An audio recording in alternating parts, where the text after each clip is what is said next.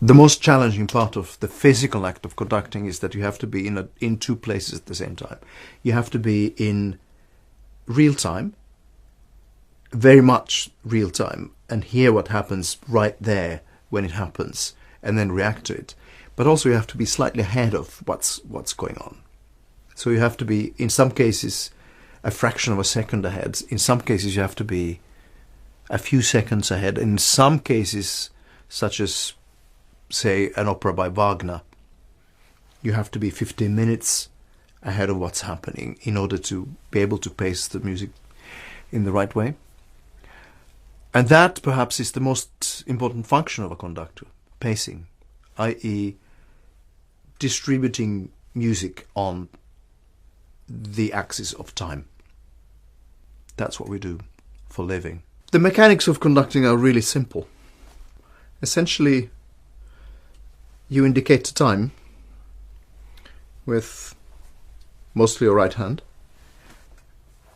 and every kind of meter has its own pattern. And the most important thing is that the downbeat, i.e. the first beat, number 1, always comes down. So if you beat in 2, you go like this. 1, 2. Okay. If you beat in 3, you go like this. 1, 2, 3. If you beat in 4, you go 1, 2, 3, 4. And then every other number is a combination of these.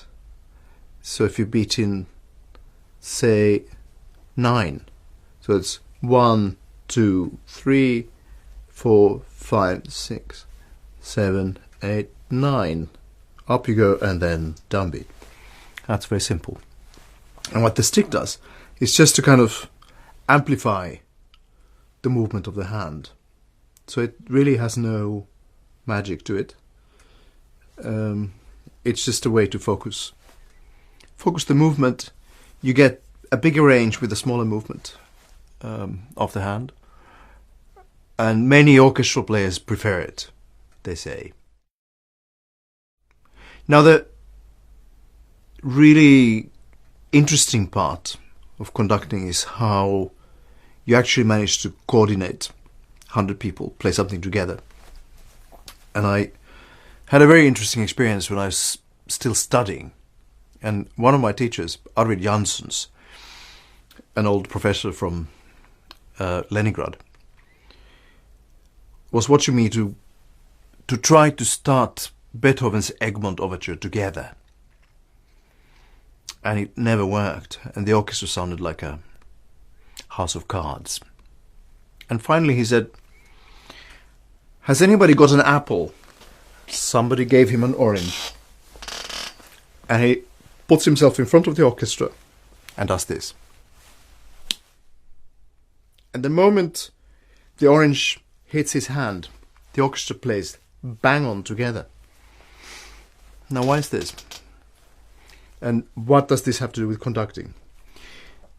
Now, my theory is that the one constant, physical constant in the world that is absolutely universal, understandable for all people, all human beings and animals, for that matter, is the acceleration of free fall. 9.8 meters per second to the second power. And if we simulate the movement of free fall with the hand, then everybody instinctively knows the moment when the hand is going to hit the point where it started. So watch again. Bam! Okay? So that's conducting. The classic theory of conducting is that right hand is the controlling hand. We're talking about right-handed people here. And the left hand is the expression hand. With the left hand you can describe the kind of sound you want, or the kind of articulation, whether you want to have longer notes or shorter notes, or whether you want to have a quick accent or a slower accent or whatever. But even so, it is entirely possible to conduct an entire concert with your left hand only, if you so wish. But of course, the point here is that everything a conductor does should ideally convey a musical message. None of it should be decoration.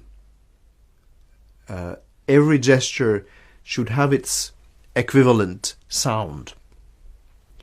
And the musical imagination of the conductor should be the guiding force behind the physical movement of the hands and the body.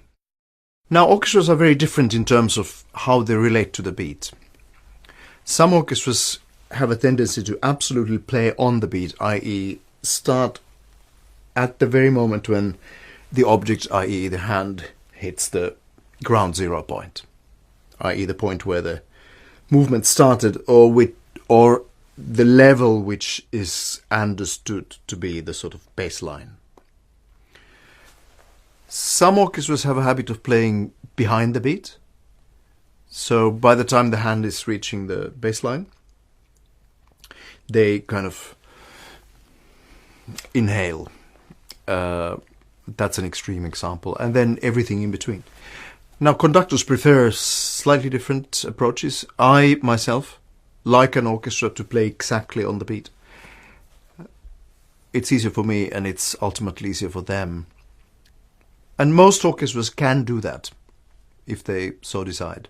But it's a cultural thing. There's a house style. Every conductor is somewhat different. Every orchestra relates somewhat differently to different people, and so on and so forth. But this is one physical constant, i.e. the acceleration of free fall, that unites all these gestures. And this is something that actually enables conducting as a process to be a useful tool in musical performance.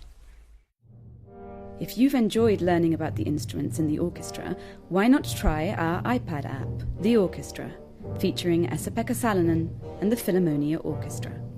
Fully interactive video playback lets you view the orchestra from all angles, and the revolutionary beat map shows you who is playing when. Follow along with synchronized scores. Hear the inside scoop in audio commentaries, and get a 360-degree view of all the instruments. Available for download in the App Store on iTunes.